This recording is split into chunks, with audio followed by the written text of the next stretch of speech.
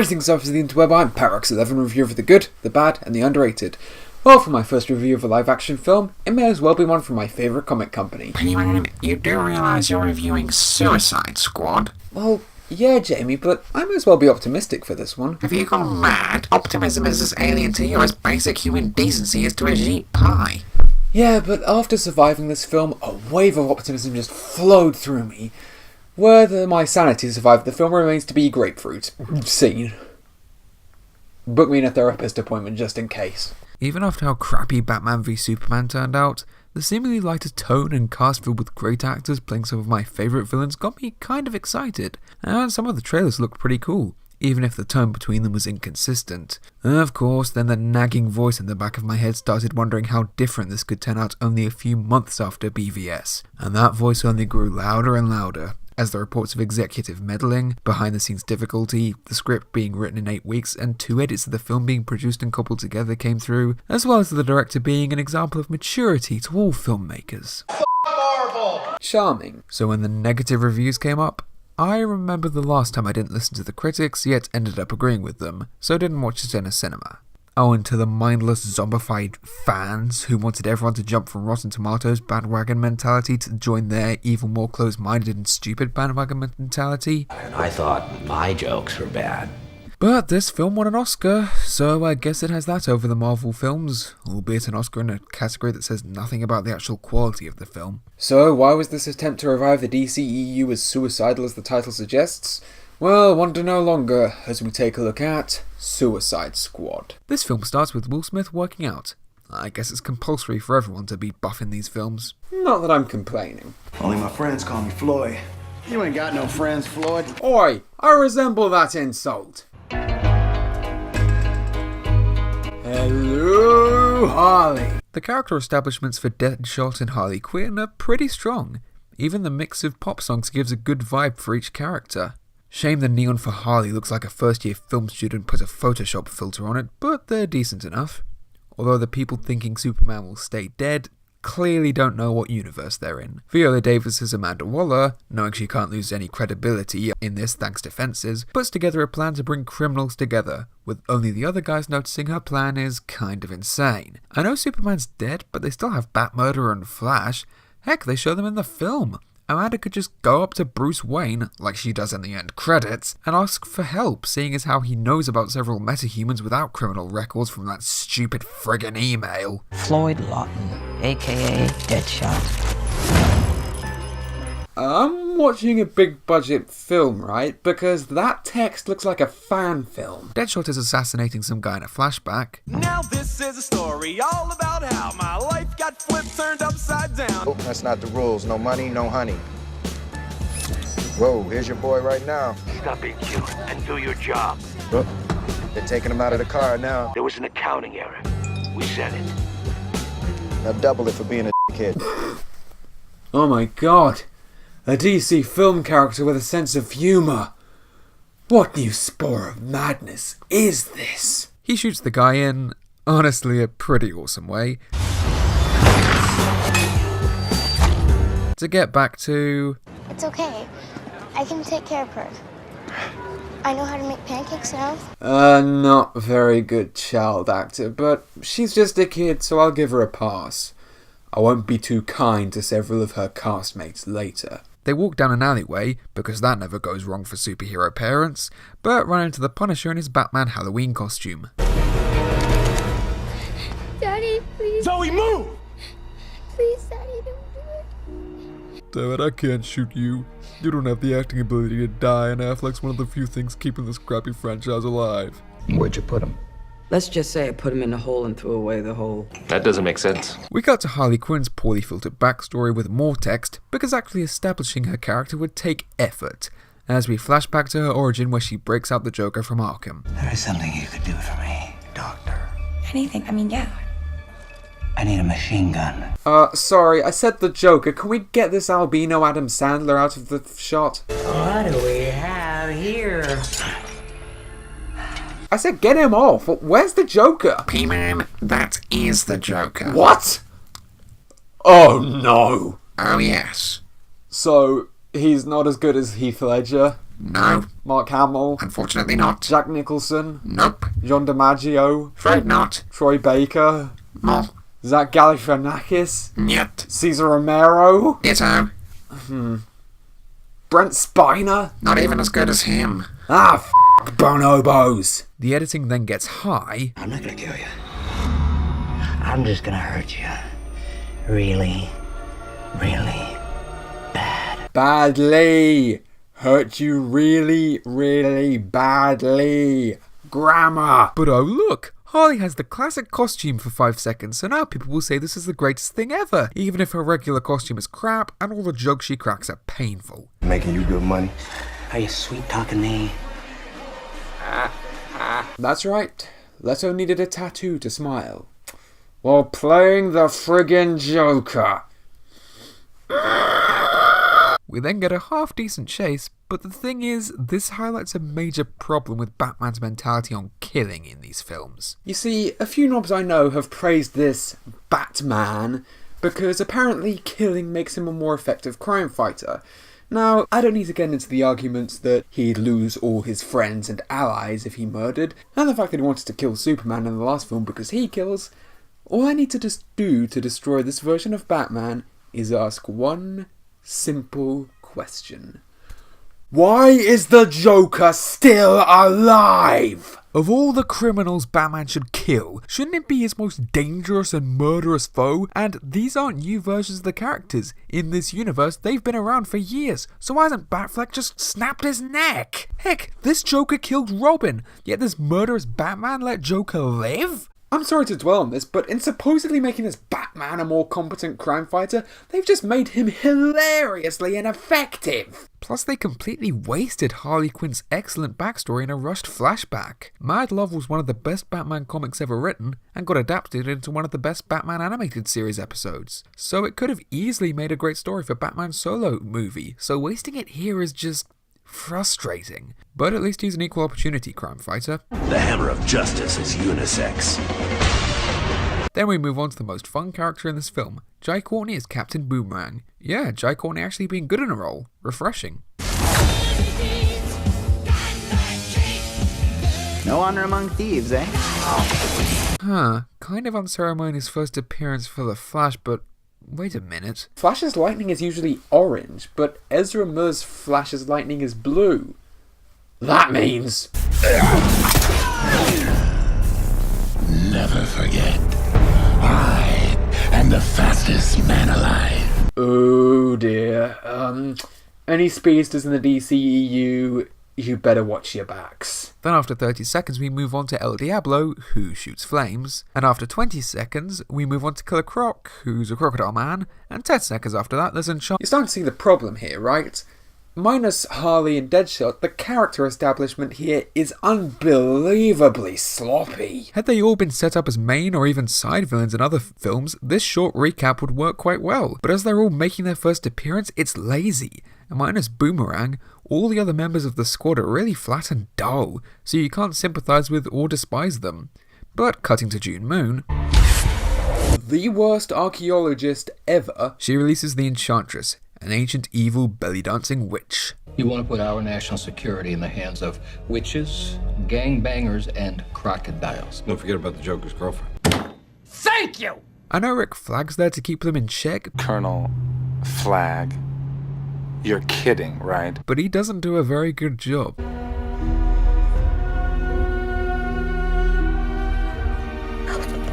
Sorry, I'm under contract too. Gotta stay in these films. Crap. And in the comics, Waller's clever enough to keep them wrapped around her finger, but she isn't here. Enchantress goes rogue just a few minutes from now, which shows that her plan is so flawed, and she's too stupid to control them. I think Davis does a good job in the role, but she's saddled with the most idiotic portrayal of Waller ever. Although, the visual where June turns into Enchantress is pretty cool. And her design before she gets her full power I actually find pretty creepy, especially the black haze around her, almost like evil power is just oozing out of her. I move to authorize Amanda Waller to establish Task Force X. Did Enchantress just magic stupid pills in all their drinks? Are you the devil? No, but Trigon hasn't been established yet, and Joker in this franchise sucks, so close enough. Hola, amigo. What that burrito down. That's racist! I'm a man, okay? I ain't no weapon.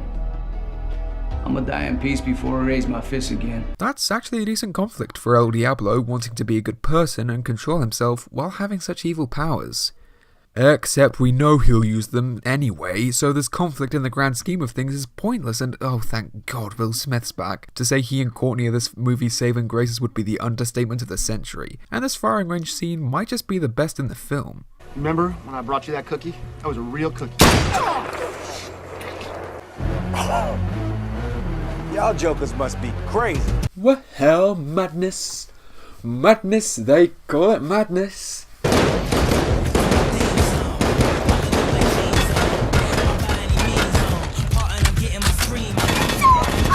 We then cut to Edgelord Leto, who's drawn a smiley face on himself. Whose idea was it to write the Joker like this? Although, I know someone who can teach you to be a better Joker and put a smile on your face. There's this new law where if you're a bad enough bad guy, they stamp terrorist on your jacket. They send you to this swamp in Louisiana. Why so serious? And why does he care about Harley? In all other interpretations, they explore themes of abusive relationships, manipulation, and psychological turmoil, with Harley always being a means to an end. I mean, he's the freaking Joker. He only cares about two people, Batman and himself, and yet he and Harley have a normal relationship here? Rubbish! So yeah, the Joker's 12-minute subplot, which adds nothing to the film, could and should have been cut, as it's pointless and so poorly done. The White Weasel then kidnaps the guard to... Oh my God.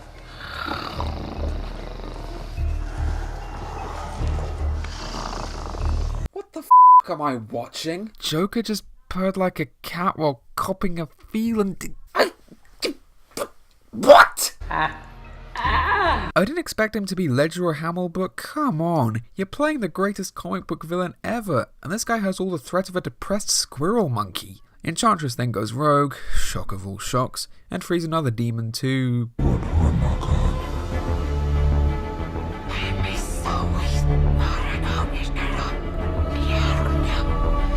be worshipped because humanity doesn't know about them? I'm longing for the good old days of complex, well-established and personality-filled villains like Whiplash. The, other one then turns into a PS1 graphic as our albino stripper breaks into a lab that makes bombs for the squad to disable Harleys with...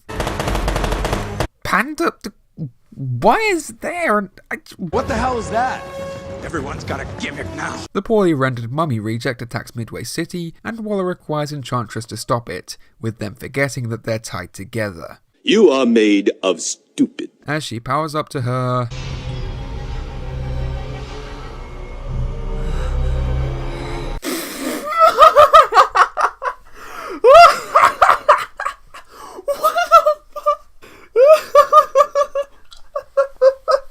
B-Man, stop it, or I'll have to force you to rewatch Batman v Superman to bring you down. Oh, sorry, Jamie. Yeah, I'll calm down, but... What the f*** am I watching? I mean, that is one of the worst designs for a supervillain I've ever seen. I think a 14-year-old cosplayer could have done a better costume than that. And to the effects artist who slimmed down Cara Delevingne's waist with CGI... You're a dick. As she launches a skybeam, because what other doomsday weapon would there be in this decade, the squad is put together to the coolest guitar riff ever with an okay song attached.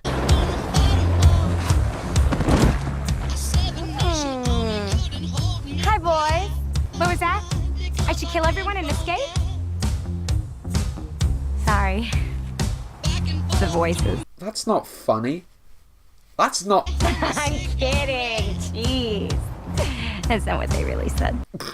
Okay, that actually is pretty funny. Here comes Slipknot, the man who can climb anything. I beg your pudding? The man who can climb anything. You're trying to fight an ancient witch with a guy who's good at climbing. Hey Floyd, like, I know red suits you and all, but I think it'd look a little better on Slipknot. I think a red shirt would suit him. I'm known to be quite vexing. I'm just forewarning you. Ladies, shut up! It's not her fault that she's poorly written, so are you. Guess who's back? Back again. I get the feeling that most of the budget went to the soundtrack royalties, because it definitely didn't go to the costume design or the right... Oh, come on! enjoy our serious movie with gratuitous boob and bum shots of our main female protagonist. Up yours, DCEU. There's an active terrorist event in Midway City. No, a terrorist event would actually be a more fitting plot for a Suicide Squad film. They're really not suited to this kind of end-of-the-world thing. More to espionage and underground missions. Think the Bourne films meets DC's villains. Heck, a more low-scale movie like that would be refreshing. Ant-Man proved that not every superhero movie needs to be the most important end-of-the-world event ever, and that's not even getting into the fact that Waller's team has a guy with guns, a less effective guy with guns, an insane clown pussy with a bat, a man who tosses boomerangs, a fire guy who refuses to fire, the racial stereotype that time forgot, and a good climber to fight an all-powerful witch. What a bunch of a-holes. What, we some kind of Suicide Squad? Ow! I think this film is beating me over the head with all its messages. Especially the who's not the bad guy thing. And just to one-up all the other weak character establishments in this film so far, Katana literally just walks into the plot, with Flag having to tell us who she is. I would advise not getting killed by her. Her sword traps the souls of its victims. Love your perfume. What is that? The scent of death? Goroska. Please do. She seems nice. I'm stupid! And their chopper being shot down above the city marks the end of the good portion of this film. Yep, this rushed, poorly written, and poorly characterized mess was the good part of the film. Yeah, that was a brick. Boomerang then manipulates Slipknot to bolt, only to test whether or not the bombs are real. Yep, his only purpose was to get killed. His character added so much to this crowded mess. You're my friend too. Okay, that was a funny joke. At least I hope it was a joke. The Expendables then come across the putties from Power Rangers with googly eyes glued to them, as they're mown down like any good terrible CG army in these films. Well, except by the soldiers. I guess they were just given BB pellets as Harley and Deadshot can take them out okay. I need that to get through this film. Admittedly, this fight scene is alright, but since the putties go down so easily and I don't give two craps about any of these guys, except maybe Deadshot, it's tensionless and pretty dull, not to mention poorly lit. I mean, I have no lighting and I have better lighting than this film. You're the fire bloke, eh? Yeah, it was, yeah. Right, yeah, hey. Well, looky here. Ooh, it's fire. Ooh. Thanks for pointing out how pointless he is, Digger. You're the best character for sure. Good God. Captain Boomerang, one of the silliest villains ever, played by Jai Courtney, the poor man's Tom Hardy, is quite possibly the best part of this film. Ugh. Damn these contrived shop windows. Can we have any better means of drama? They enter another building, because this section of the movie is nothing but meandering from one action scene to another, as, what do you know, another action scene comes along to get even more of the red shirts dead. Except the guy with the red shirt. Diablo then unleashes his powers because Lawton pees him off. Yup, all that crap over not wanting to use his powers that got his family dead, solved by pissing him off. Ugh. Then comes another flashback. You're not Christopher Nolan, movie, you're just stupid, as Joker bollocks. Desire becomes surrender, surrender becomes power. Fear leads to anger, anger leads to hate. And somehow the little green elf is making more sense. She falls into the chemicals to yet another crappy pop song, so it bleaches her skin rather than, killing her. Fun fact, they denied a rap from Will Smith for this film, but still kept in all these rubbish songs. Don't worry, interweb surfers, I'll cry for you. This movie. Waller then turns out to still be in the city to deliver two more stupid plot points. You wouldn't have made it without them. Got lucky. I don't do luck, I do planning and precision. Admit it, Rick. I was right. Oh, bull f***ing shit. You're only in this predicament because your plans failed because you couldn't... P-Man, the Nostalgia Critic already ranted on this. I'd recommend not making your review redundant. Ah, thanks, Jamie. There's another point for me to rant on. She takes an average person, a yoga mom, an elderly retiree, and she turns him into a soldier who can take a headshot and still fight?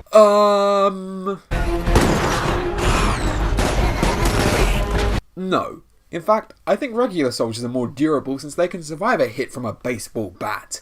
So, no, you're idiotic. And what's your ultimate plan? To control Enchantress again? Because that went so well the first time. She then shoots her staff because... moral grey area? Well, that's how it wants to seem. The conflicts in Adam West's Batman were more morally ambiguous and thought-provoking. That is just a mean lady, and I'm the bad guy. They think she's mean? Wait till they get a load of me. I like her. Well, that makes one of us. Joker then just turns up on a helicopter. I can't believe I want more of his stuff cut, given how bare bones his appearance here is. As he disables Harley's bomb, and Deadshot can't bring himself to kill her because... character development? But the chopper gets blown up anyway, as Harley takes a fall that really should have killed her, and...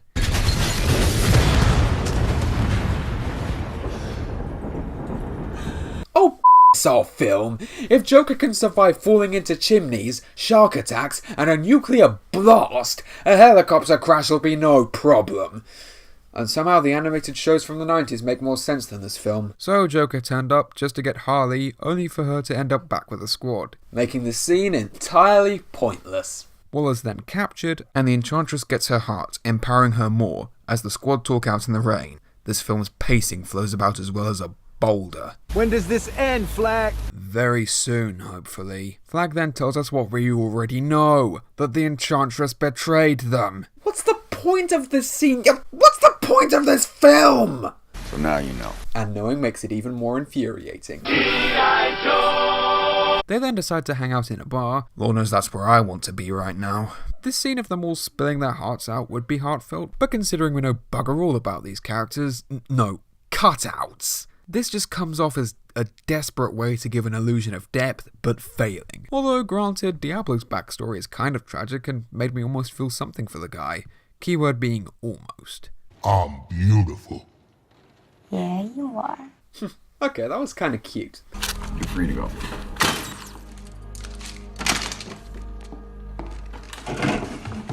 And that was kind of funny. It's these little bright spots that make the DCEU really infuriating. The few good parts are completely overshadowed by the poor writing, characterization, and, well, shadows from the bad lighting. We get our group shot for the trailer as Boomerang comes back because... oh yeah, we needed him for the Recon Boomerang and Samsung product placement. Man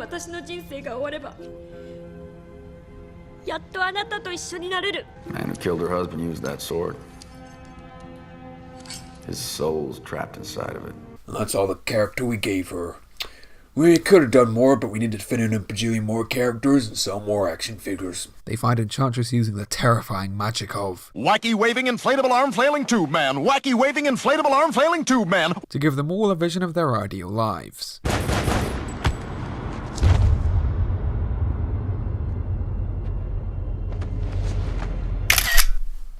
And I'll set that as my new screensaver. But Diablo snaps them out of it by shouting, whatever, as Smith states the obvious some more. Lady, you are evil! Even the best actor in the film can't get past some awful dialogue. I lost one family, I ain't gonna lose another one! They aren't your family! You've known them for a friggin' day! I was right, this subplot is a joke.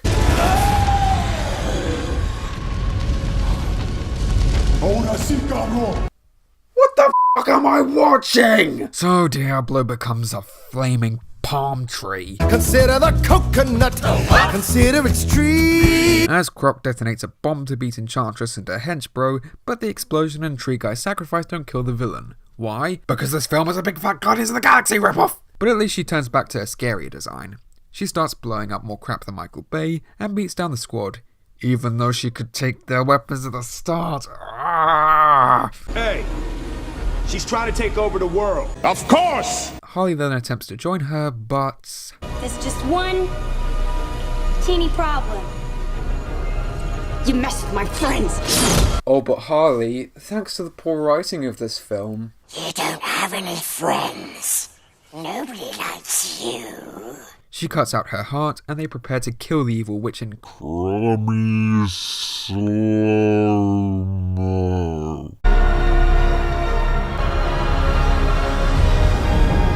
Please, Daddy, don't do it.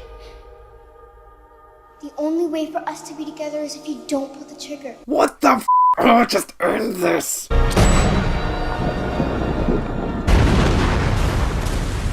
Thank you, Deadshot. You're back to being my favourite character. You bring June back or I'll crush this!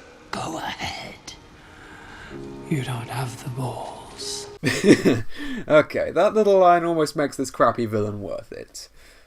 Almost. June comes back because meaningful deaths in this franchise are as mythological as pacing and development. Well, minus the death in a film that actually had lots of mythology, as does Waller. How are you not dead? Good frickin' question. They get 10 years off their sentences, life sentences, mind you, but get mild perks in their cells. So they got out of their cells just to end up back in there. Meaning, what was accomplished in this film? Nothing! Absolutely nothing! Stupid! You're so stupid! Although Will Smith somehow manages to make doing homework heartwarming. Oh, you beautiful man. Even in this movie, you're impossible to hate. And some queen during our Nothing Was Accomplished montage does at least make it slightly enjoyable. But then David Tennant's American Ghost comes in to have one more moment to make me want to stick a pencil through my eye. Seriously, I'd rather be watching the Young Justice Joker than this one. Let's go home. So basically, the only major thing that happened in this 2-hour-long film was Harley getting broken out. These 2 hours of wasted characters, boring action, and atrocious writing was just to get Harley out of jail, where she would be anyway if this film didn't exist!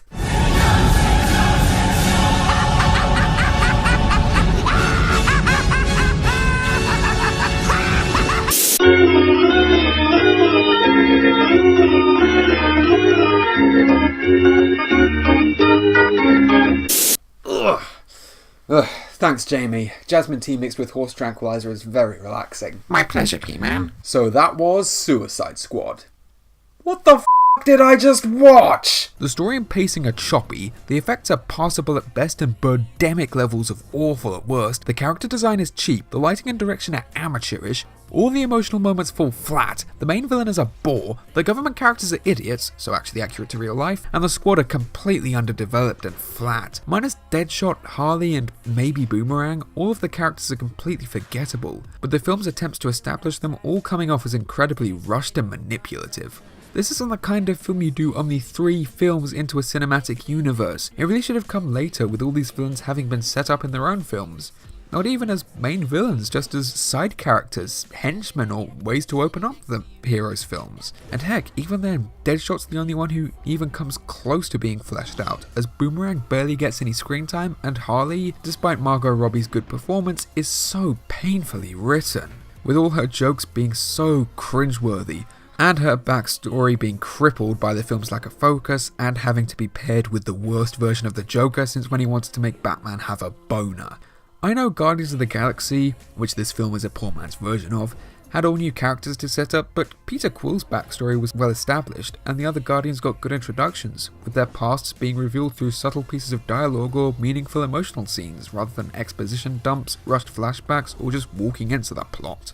And that film only had 5 new main characters to introduce rather than 8 in its main team, 2 of whom were just to die.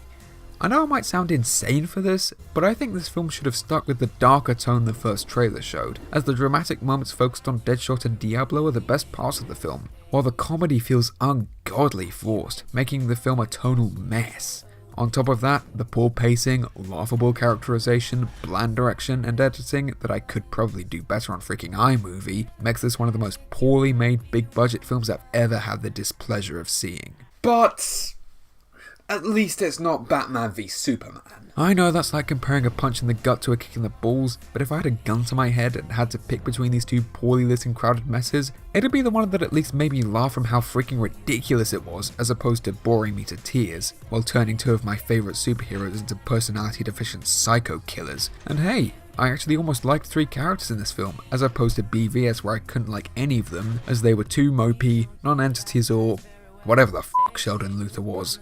Even if it's an improvement, it's just a tiny one, and while Wonder Woman was pretty damn good, I haven't seen Justice League and don't really care about it, which saddens me, as I love these characters, but so far these guys have got 2 of their greatest heroes and many potentially great villains wrong, so if they can't get the Justice League right, that's the main sign that this franchise is irreparably god-awful. The recent reports of Suicide Squad 2 being fast-tracked into production, or that it's being produced at all, has me worried. So while it certainly has its good points, they're completely lost in a sea of ungodly obvious negatives. It's poorly written, undercooked, and its dramatic and comic moments flop harder than Fant 4's opening weekend. It's a suicidally bad mess. And even then, it's an unnecessary mess, since I can recommend 5 things that do the Suicide Squad premise much better than this film. So if, like me, you really didn't like it, or even if you did like it, these things take the characters from the film and do it much better. The first is the Suicide Squad Rebirth comic. Heck, DC Rebirth in general is amazing, with the Suicide Squad book being a lot of fun, using the exact same cast of characters as the film, but actually delves into their characters and delivers some exciting plots thanks to Rob Williams' writing and well-drawn action scenes courtesy of Jim Lee's fantastic art. The second is Isma Hawke's Dark Knight Joker vs Suicide Squad Joker video. Why so serious?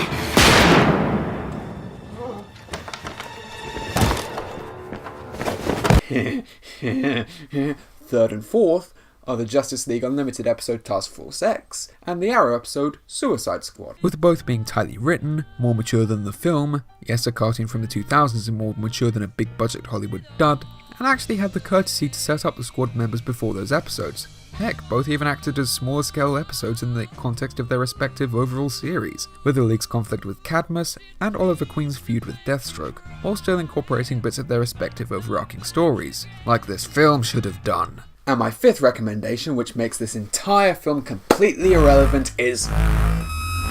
Wait, who's taking my lighting? That would be me. Terry, what are you doing here? Well, I've seen how fragmented the DC fanbase has been since Suicide Squad premiered, and I'm so disappointed to see you aid that. And I have a friend who is very interested in correcting it. You're really scraping the bottom of the barrel with that plan, aren't you, mate? Shut it. Besides, you have bigger problems than me now. I'll see you around. Terry, get back here, or I'll... You have a bigger problem than him now, chaotic critic.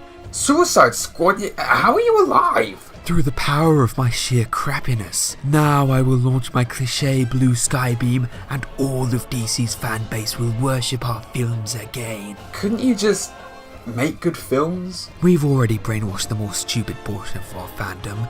Once at my ridiculous looking full power, none will escape my vaguely defined powers. Escape this! My poorly defined power can block all guns. For once I'd like to meet a poorly directed menace that isn't immune to blaster bolts. Still, I can just poof you out. Ha ha ha ha, I am immune to your magic through the power of bull crap. Well, you've driven me to my last resort. I might not be able to poof you out, but I can still poof stuff in here that can hurt you. Logic, you heard of it? Low geik lag your klutsch. Yeah, thought not. What are you doing? No, don't! The power of Nolan compels you! The power of Nolan compels you! The power of Nolan compels you! The power of Nolan compels you! The power of Nolan compels you!